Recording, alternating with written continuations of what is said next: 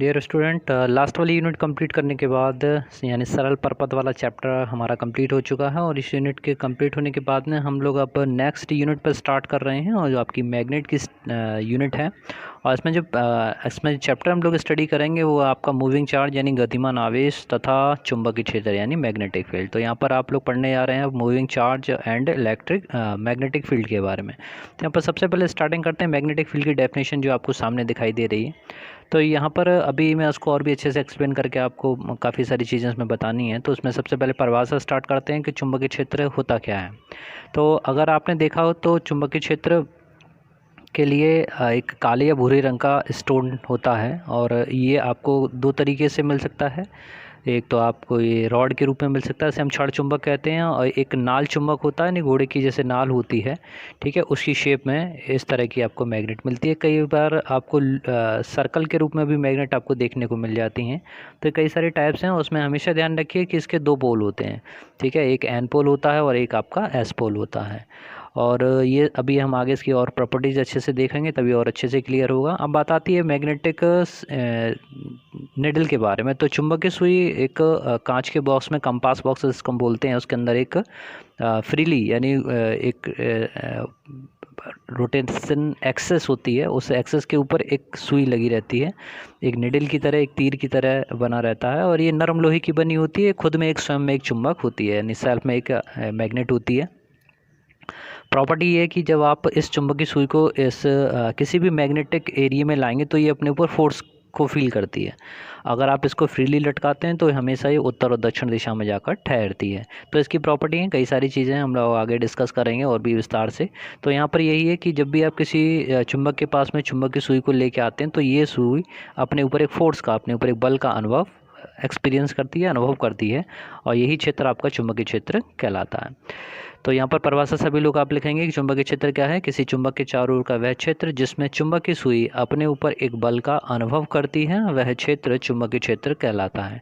Note में जैसे मैंने बताया कि अगर हम एक चुंबक लें और चुंबकीय सुई को उसके पास में रखें तो सुई जो है वो इस तरीके से अपनी रोटेशन को दिखाती जाती है, यानी यहाँ से उसकी शेप निकालते हैं, ठीक है, उसके द्वारा बनने वाली चुंबकीय बल रेखाएं निकालते हैं। जैसे विद्युत बल रेखाएं होती हैं, ठीक उसी तरह से चुंबकीय बल रेखाएं होती हैं। वैसे ये सिर्फ काल्पनिक है, इमेजिनरी है, ठीक है, ऐसे कोई स्पष्ट रूप से दिखाई नहीं देती हैं, लेकिन ये रियल में होती हैं, ठीक है ना। ये रेखाएं जो हैं किसी भी स्थान पर चुंबकीय क्षेत्र की दिशा को कंटिन्यूसली प्रदर्शित करती हैं, उन्हें इसको प्रदर्शित करती हैं, और चुंबकीय बल रेखाएं कहलाती हैं। बात करते हैं कि चुंबकीय क्षेत्र उत्पन्न कैसे होता है। तो अगर कोई आप धारावाही चालक लें, यानी अगर आप कहीं पर भी धारा को प्रवाहित कराते हैं, यानी आवेश धारा बहने का मतलब है कि आवेश प्रवाह की दर, ठीक है ना, विद रेस्पेक्ट टू टाइम आवेश का आपका चार्ज जो है वो फ्लो कर रहा है। तो अगर कहीं पर आपका आवेश फ्लो कर रहा है विद रेस्पेक्ट टू टाइम, तो आवेश के बहने के कारण यानी गतिमान आवेश के कारण क्या हो रहा है, मैग्नेटिक फील्ड भी प्रोड्यूस हो जाता है। सबसे पहले वैज्ञानिक थे बायो सावर्ट। तो बायो सावर्ट ने ये बताया कि अगर कहीं पर किसी तार में होकर धारा बह रही है या आवेश गतिमान है तो उसके आसपास कितना मैग्नेटिक फील्ड उत्पन्न हो जाता है। तो उसके लिए उन्होंने एक नियम दिया है जिसको हम लोग बायो सावर्ट का नियम कहते हैं, और इस नियम को आज आप लोग समझेंगे। तो इसमें जितना भी डेटा है, इसमें पहला, दूसरा, आप जैसे देख पा रहे हैं, first, second, third and fourth, ये 4 पॉइंट आपको यहाँ पर दिखाई दे रहे हैं। इन 4 पॉइंटों के माध्यम के द्वारा यह बताया जाएगा कि बी जो है यानी मैग्नेटिक फील्ड वो किन किन बातों के ऊपर निर्भर करता है। और ये जितने भी फैक्ट हैं ये एक्सपेरिमेंटल डेटा है, यानी प्रयोगात्मक आधार पर इनकी गणना की गई है, ठीक है ना। इसके आधार पर ही ये नियम निकाला गया है कि जो चारों कारक हैं जिसमें आपका धारा आ रही है, जैसे अगर धारा की बात करें तो पहला पॉइंट इसको ऊपर से पढ़ लेते हैं। इस नियम के अनुसार किसी धारावाही चालक के लघु अल्पांश, ठीक है, तो लघु अल्पांश का मतलब है कि पूरा अनंत लंबाई का चालक तार को छोटा सा भाग उसका काट लिया, ठीक है, इसको आप कहते हैं अल्पांश, और इसकी लंबाई को आप कहते हैं डेल्टा एल। ओके, इसमें धारा आपकी बह रही है आई, और कोई पर्टिकुलर पॉइंट है जैसे आप यहाँ पर देख पा रहे हैं। तो यहाँ पर 2 पॉइंट है आपका, तो डॉट से दिखाया गया है ये, और ये आपका क्रॉस से दिखाया गया है। तो यहाँ पर ये डॉट और क्रॉस जो है वो मैग्नेटिक फील्ड की डायरेक्शन को भी रिप्रेजेंट कर रहे हैं। क्योंकि मैग्नेटिक की यूनिट हमने स्टार्ट करी तो काफ़ी कुछ चीज़ें यहाँ पर हमको सीखनी है। तो पहले बायो सावर्ट के नियम को जान लेते हैं। तो ये 4 फैक्टर आपके हुए, धारा हो गई आई, अल्पांश हुआ है यानी चालक तार की लंबाई जिसको हम यूज़ कर रहे हैं, पर्टिकुलर पॉइंट से उस तक की दूरी आर, और जो एंगल बनना है यहाँ पर वो एंगल आपका थीटा। तो ये 4 पॉइंट किस तरीके से मैग्नेटिक फील्ड को प्रभावित करेंगे, निर्भर करेंगे, उसको हम लोग देखते हैं। तो जैसे मैंने बताया ये एक्सपेरिमेंटल डेटा है। तो पहली चीज़ ये कि धारा, ठीक है, धारा जो बह रही है वह उस चुंबकीय क्षेत्र के समानुपाती है। किसी भी चालक में प्रवाहित धारा वैद्युत धारा के, किसी चालक में प्रवाहित वैद्युत धारा यानी डेल्टा आई जो है वो चुंबकीय क्षेत्र बी के अनुकंपाती होता है। यानी जितनी ज़्यादा धारा का मान होगा उत्पन्न चुंबकीय क्षेत्र उतना ही ज़्यादा होगा, ठीक है। समानुपाती का मतलब ये है कि जैसे जैसे आई का मान बढ़ेगा बी का मान भी, चुंबकीय क्षेत्र का मान भी बढ़ता जाएगा। सेकंड पॉइंट में देखिए कि ये चालक में उस अवयव की लंबाई डेल्टा एल के भी अनुकरणपाती होता है। तो जितनी ज़्यादा लंबाई कंसीडर करेंगे उत्पन्न होने वाला चुंबकीय क्षेत्र उतना ही ज़्यादा होगा। Delta B is directly proportional to delta L. Clear है। नेक्स्ट पॉइंट पर आते हैं, थर्ड वन है। थर्ड वन तीसरा पॉइंट कह रहा है कि यह अवयव की लंबाई तथा अवयव को बिंदु से मिलाने वाली रेखा के बीच बनने वाले कोण थीटा की ज्या का मतलब साइन, ठीक है। तो साइन थीटा के समानुपाती होगा। तो delta B this is directly proportional to sine theta. तो यहाँ पर मैक्सिमम कब होगा, जब साइन 90 होगा, ठीक है ना। इस चीज़ को भी ध्यान रखिए, साइन 90 की वैल्यू 1 होती है। तो डेल्टा बी का मान अधिकतम कब होगा, जब साइन 90 होगा। फोर्थ पॉइंट में है कि यह बिंदु पी की अवयव से दूरी यानी जो डिस्टेंस दे रखी है उसके वर्ग के व्युत्क्रमानुपाती होता है। तो व्युत्क्रमानुपाती का मतलब अब अपॉन में आएगा कि जैसे जैसे डिस्टेंस उस पर्टिकुलर पॉइंट से हमारी बढ़ती जाएगी बी का मान कम होता जाएगा। और कैसे बढ़ेगा, 1/r² से बढ़ेगा। तो ये व्युत्क्रमानुपाती या इन्वर्सली प्रोपोर्शनल का भी मतलब इनसे ही रहता है। अब इन अगर चारों को कंबाइन कर दिया जाए तो चारों को कंबाइन करने पर आप देखेंगे कि आपके पास में मिलेगा डेल्टा बी समानुपाती था किसके, आई के समानुपाती था, डेल्टा एल के समानुपाती था, साइन थीटा के समानुपाती था, अपॉन व्युत्क्रमानुपाती था किसके, r² के। ओके। तो अब यहाँ पर जब आप प्रोपोर्शनल साइन हटा के अब बराबर का निशान लगाते हैं तब एक कांस्टेंट आता है, और जो कांस्टेंट आता है उसको कहते हैं μ0/4π। ये आपका μ0/4π, बाकी एज इट इज़ लिखेंगे कि delta L sine theta upon r²।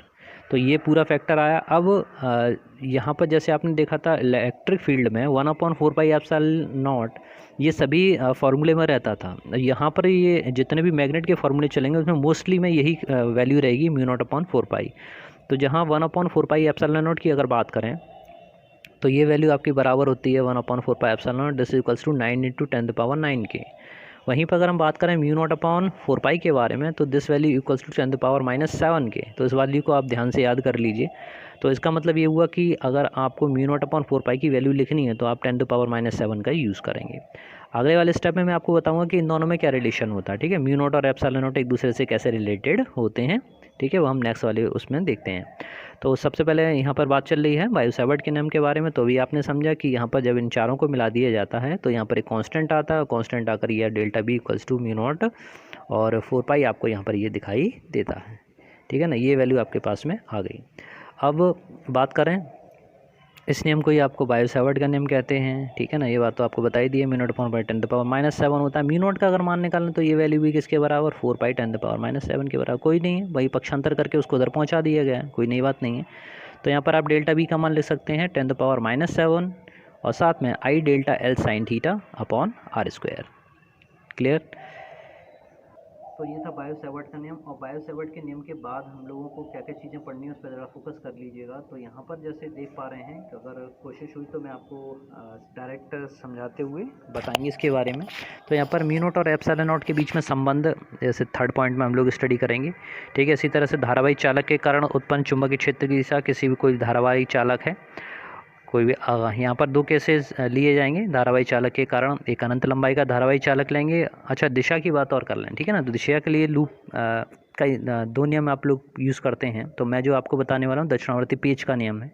उसमें क्या है कि स्क्रू की डायरेक्शन देखते हैं भाई। स्क्रू की दिशा में अगर आप अपनी उंगलियों को फैलाएं, ठीक है ना, तो अंगूठे की डायरेक्शन इस दिशा में होगी और उंगलियां आपको इस तरीके से रोटेट करनी पड़ेंगी।